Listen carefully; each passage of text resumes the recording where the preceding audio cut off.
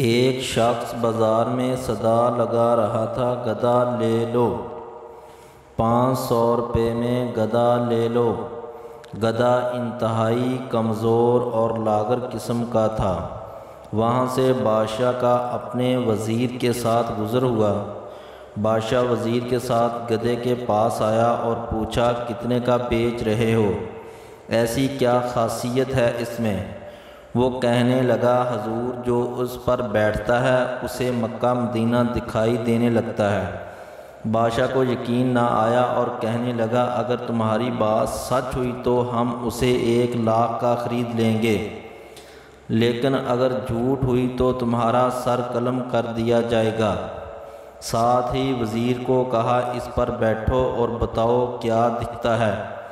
وزیر بیٹھنے لگا تو گدھے والے نے کہا، جناب مکہ مدینہ کسی گناہ گار انسان کو دکھائی نہیں دیتا۔ وزیر، ہم گناہ گار نہیں، ہٹو سامنے سے۔ یہ کہہ کر گدھے پر بیٹھ گیا، لیکن کچھ دکھائی نہ دیا۔ اب سوچنے لگا کہ اگر سچ کہہ دیا تو بہت بدنامی ہوگی۔ اچانک چلایا، سبحان اللہ، ماشاءاللہ، الحمدللہ، کیا نظارہ ہے مکہ مدینہ کا۔ بادشاہ نے تجسس میں کہا، ہٹو جلدی ہمیں بھی دیکھنے دو، اور خود گدھے پر بیٹھ گیا۔ دکھائی تو اسے بھی کچھ نہ دیا، لیکن سلطانی جمہور کی شان کو مد نظر رکھتے ہوئے آنکھوں میں آنسو لے آیا اور کہنے لگا، واہ میرے مولا، واہ واہ، سبحان اللہ، تیری قدرت، کیا کراماتی گدھا ہے، کیا مقدس جانور ہے۔ میرا وزیر مجھ جتنا نیک نہیں تھا، اسے صرف مکہ مدینہ دکھائی دیا، مجھے تو ساتھ ساتھ جنت بھی دکھائی دے رہی ہے۔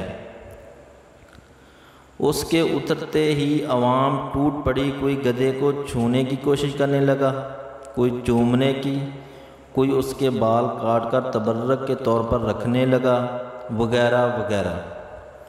ذرا غور کریں، یہی حال کچھ ہمارے معاشرے میں بسے کچھ جال سازوں اور مکاروں کا ہے، جنہوں نے دینی اصطلاحات اور دین کے نام پر فریب دینے کا بیڑا اٹھا رکھا ہے، اور سادہ لو عوام بھی اندھے کانے بن کر پیچھے چل پڑتے ہیں۔